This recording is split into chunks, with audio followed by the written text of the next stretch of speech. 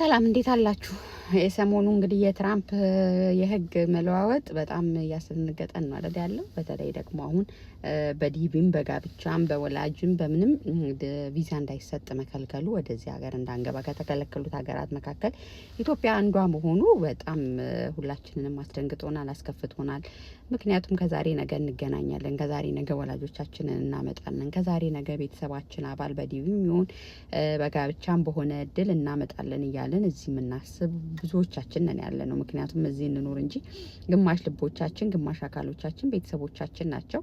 እነሱን ደግሞ ወደዚህ ወደ ተሻለ ሀገር ለማምጣት እዚህ እንዲኖሩ ለማድረግ እኔ ሁላችንም ጥረት እቅድ ሀሳብ ብዬ አስባለሁኝና ደግሞ አግብታችሁ ለማምጣት ያሰባችሁ ወይ አግብታችሁ ቪዛ ከዛሬ ነገ እናገኛለን ብላችሁ የምታስቡ በጣም ብዙ በትምህርት እድል በብዙ የራሳችንን ህይወት እንድንቀይር ብዙ እድል ያላት ሀገር ነበረች አሜሪካና እንግዲህ ያንን ለጊዜው ትራምፕ አቁመውታል። እስከመቼ እንዴት እንደሚያደርጉት አላወኩም፣ ግን እያወጡ ያሉት ትንሽ ያስፈራል።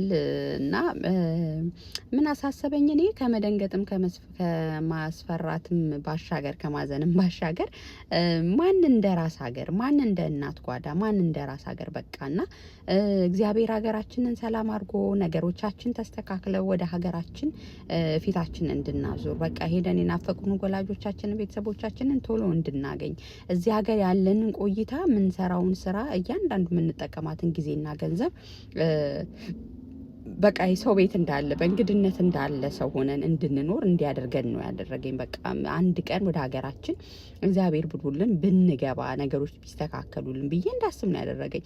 ኦፍኮርስ እኔ ሀገሬን በጣም ነው የምወዳት። ከዛም አንጻር ይሆን አላቅም ችግሮች የሉም ማለት አይደለም።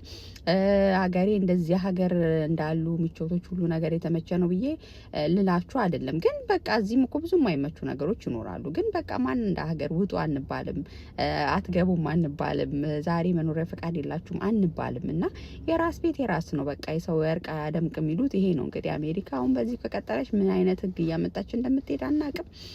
እግዚአብሔር የተሻለ ቀንን ያምጣልን። ግን ደግሞ በቃ ራሳችንም ሀገራችንን እንድናስብ እዚሁ ተደላለን እዚሁ ሞቀን እዚሁ ኢንቨስት አድርገን እዚሁ ሁሉ ነገር ጨርሰን ዘመናችንን እንዳንጨርስ ሀገር እንዳለው ቤት እንዳለው አንድ ቀን ወደ ሀገራችን መሄድን በነጻነት ምን ተነፈስበት አየር ወዳለበት ባለቤትነት ወደሚሰማን ሀገር መሄድ እንድናስብ ነው ያደረገኝ። እኔ አሜሪካ መጥፎ ነው እያልኩ አይደለም፣ ተረዱ።